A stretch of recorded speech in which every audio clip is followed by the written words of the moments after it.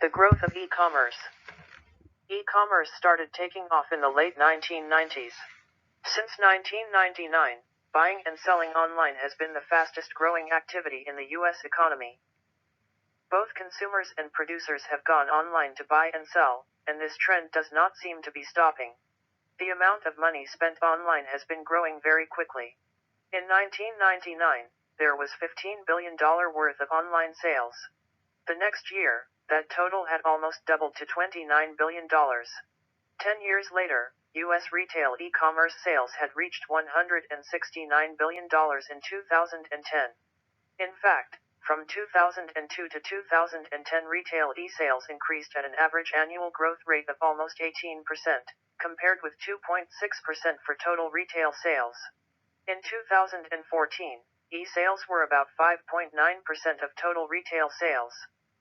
The growth in e-commerce has been remarkably fast, but even with the fast growth of e-commerce, online sales represent less than 6% of all retail sales in the United States. This means that 94% of all goods sold are still purchased the old-fashioned way, in a store. The advantages of e-commerce. Why is e-commerce becoming more and more popular? Using the internet to buy and sell has advantages for both consumers and producers. That is why online shopping is growing so quickly. The internet makes it easy to compare prices. With traditional shopping, it takes multiple trips to different stores to compare their prices. There are web pages that allow you to see how much dozens of different stores charge for a particular product. Or you can just click from one company's website to another without having to go anywhere. Online shopping saves time and money. You do not have to go anywhere to buy online.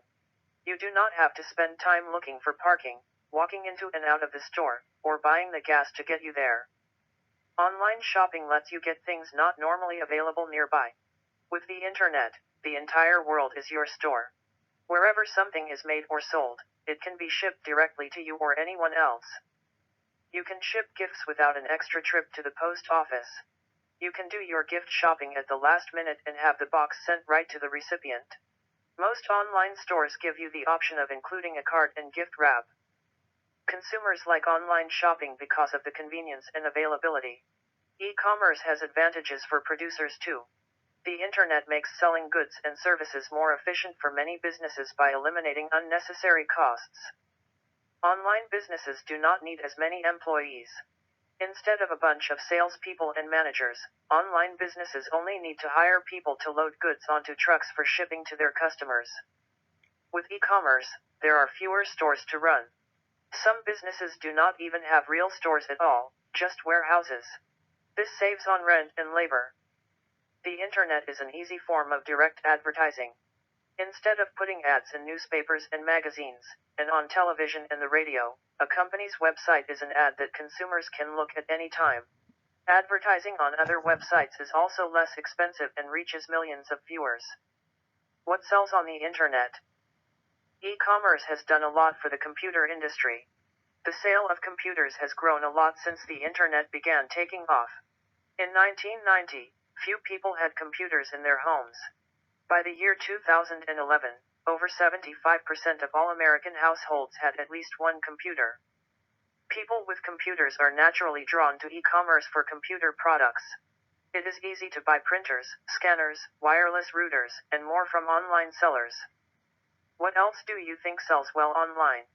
Popular online purchases, with the percentage of total online sales, include computer products, 40%, books, 20%, travel, 16%, clothing, 10%, music, 6%, gifts, 4%, stocks, 4%. The internet and economics. Developments in technology have always influenced the overall economy. Through the internet, people have access to more information, which affects their decision-making process. And e-commerce is a fast-growing type of economic activity. Whatever other technological changes are coming, it is likely that the internet will continue to have a growing effect on the game of economics. Chapter 1 Summary. The game of economics. Economics is a game played by everyone, in which every player has roles and goals. Like other games, The game of economics has rules, properties, and outcomes. Unlike other games, economics has no winner. This is mostly because there is no rule that says when the game has to end. In fact, the game of economics never ends. Economics is all about the allocation of resources for the production and distribution of goods and services. Efficiency, equity, freedom, growth, and security are all goals different players have in the game of economics. Although goals are sometimes incompatible with one another, they still must be set in order to play the game of economics. Scarcity occurs because resources are limited. This is one reason why allocation decisions are so important. The fundamental questions faced by all economic systems are, what will be produced? How should production be organized? How will goods and services be distributed? What is the most effective allocation of resources? Chapter 2. You live in a world where goods and services are essential. Can you imagine what the world would be like if you could not buy food, use public transportation, or attend classes? The goods and services you use every day are important. Your life would not be the same without them. In the game of economics, different players produce and consume these goods and services. Consumers and producers make the decisions that drive the game of economics. They gather information and weigh options before making a choice. They ask themselves certain questions. How much am I willing to spend? Or how much should I produce? The way people answer these and other important questions determines how they allocate resources. And this in turn affects the production, distribution, and consumption of goods and services. Economics is powered by the many decisions made by players. Examine how the various players go about making these important decisions. Economics is like a game. It has rules, properties, outcomes, and players. We all play the game of economics, and of course players are an important part of any game. They make the decisions that drive the action. Economic players make decisions about what to produce, sell, and buy. Anytime you buy something, you are playing the game of economics. You are participating in the economic system. To understand the importance of your role as a player in the economy, as well as the roles that other people play, examine what the many different players do. People also have wants, that is, things they desire but could live without, such as concert tickets or the latest basketball shoes. Everyone has needs and wants, and everyone tries to fulfill both, if possible. Everyone plays the game of economics all the time.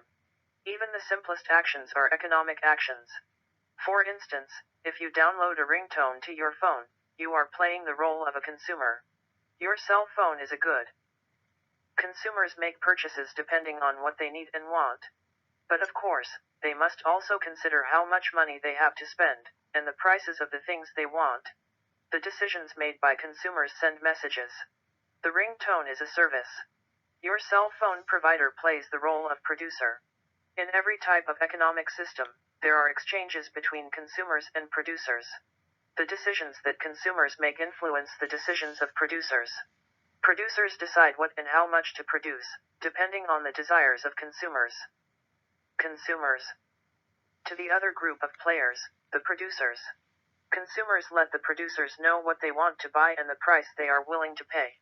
Every time a consumer decides, it sends this kind of message. Price has a major effect on a consumer's decision to buy. If the price of a movie ticket is too high, you might stay home and watch a DVD instead. On the other hand, if the movie theater slashes prices, there will be long lines at ticket office of consumers waiting to see the latest release. The important role that consumers play includes deciding what products and services to use and buy, how much to buy, what price they are willing to pay. Producers. Consumers make purchasing decisions, but there would not be anything to purchase without producers. Producers try to satisfy the needs and wants of consumers. They provide consumers with such goods and services as clothing, food, entertainment, and healthcare.